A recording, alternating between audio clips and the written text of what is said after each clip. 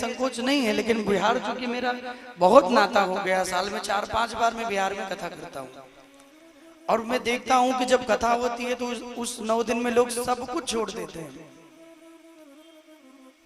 बिरुआ में हम लोग को 4-5 साल कथा करते हो गया। मुजफ्फरपुर में जब हम पहली बार वहां कथा करने आए मुखिया जी के यहाँ, तो पता चला कि आप आए हैं तो एक दिन पहले पूरा गांव की सफाई हुई है महाराज, पूरा एक एक घर धुला गया गंगा जल से। हम क्यों बोले महाराज चूंकि सब घर में मांस मीट मुर्गा ये सब खाया पिया जाता है, उसके बिना लोग रह नहीं पाते। तो हमने धीरे धीरे 1 बार 2 बार कथा में 3 बार आज 4 साल हो, 3 हुए कि 4 साल हो गए। और इन 4 सालों में मैं अपने मुंह से नहीं, आप कभी वहां कथा हो, अप्रैल में होती है नवरात्रि में, अब आपको भी वहां बुलाएंगे, आप वहां पहुंचोगे तो आप देखोगे वहां के 60% से ज्यादा लोगों ने मदिरा को और मांस को छोड़ दिया। 60% लोगों ने। अब मैं तो कहता हूं अगर 20% भी छोड़ दिए हों, 60 तो मत मानिए, एक व्यक्ति भी छोड़ दिया तो सुधार हुआ कि नहीं। ये व्यासपीठ केवल कथा सुनाने के लिए नहीं है कि आप आए और सब चरित्र सुना दिया, वो तो सब जानते हैं। किसने नहीं देखा है कृष्णा जो अभी आया इसमें है कोरोना भैया में, तो कोरोना बाबू रामायण दिखा दिए, कृष्णा दिखा दिए, विष्णु पुराण दिखा दिए, सब तो दिखा दिए ना, सबको याद हो गया है क्या क्या है। ये व्यासपीठ केवल कथा सुनाने के लिए नहीं है, ये व्यासपीठ लोगों में परिवर्तन लाने के लिए है। और इस व्यासपीठ से एक व्यक्ति भी अगर सुधर गया भैया तो कथा कहने वाले का जीवन संवर गया। एक व्यक्ति भी अगर सुधर जाए, मैं तो कहता हूं एक व्यक्ति, तो ये धीरे धीरे आप भी अपने जीवन में क्रम बनाइए। मांस मदिरा का भक्षण करते हैं तो आज से ही संकल्प लीजिए कि हम छोड़ना शुरू करेंगे। ये नहीं मैं कह रहा कि आज से ही संत बन जाएंगे, लेकिन धीरे धीरे मन में विचार लाएं और उसे छोड़ें। जीव हत्या सबसे बड़ा अपराध है भैया। अरे भगवान ने खाने के लिए इतनी चीजें दी हैं, हमारे भारत में इतना फल है, इतनी सब्जियां हैं, आप गिन नहीं सकते इतनी सब्जी हैं। आलू खाइए, गोभी खाइए, परवल खाइए, तोरी खाइए, मटर खाइए, पनीर खाइए, क्या क्या नहीं है, बीन्स है, हरी सब्जियां कितनी हैं।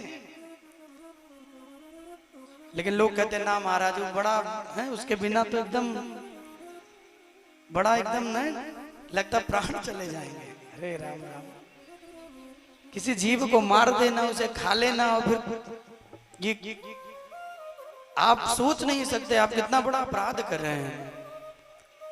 इसलिए आप जीवन में अगर आप नहीं छोड़े तो आपके बच्चे नहीं छोड़ पाएंगे, आपका परिवार नहीं छोड़ पाएगा भैया। जब पिताजी ही खा रहे हैं, माताजी ही खा रही हैं, तो उसी घर में बताओ, उसी रसोई में लोग कहते हैं बर्तन अलग है, बनाने की जगह अलग है, घर तो वही है, स्थान तो वही है, और फिर तुम तो वही हो। तुमने खा लिया और गंगा जल पी लिया तो तुमको लगा कि शुद्ध हो गए, ये नहीं होता भैया। खाया पिया गंगा जल पिया शुद्ध ऐसे नहीं होगा। हाँ, यदि आपने नियम बना लिया और ठाकुर जी के सामने संकल्प ले लिया कि प्रभु अब नहीं मैं भक्षण करूंगा, उसके बाद गंगा जल पान किया और फिर भक्षण ना करें, तो शायद आपकी शुद्धिकरण हो सकता है। इसलिए इन बुरे पदार्थों से भी अपने जीवन की दूरी बनाइए। हमारे यहाँ कैसे नशा नाश का दूजा नाम, तन मन धन तीनों बेकाम। जीवन में नशा हो गया, मदिरा पान के यहाँ वहां चरित्र बिगाड़ लिए, सम्मान समाज में कोई देगा नहीं भैया।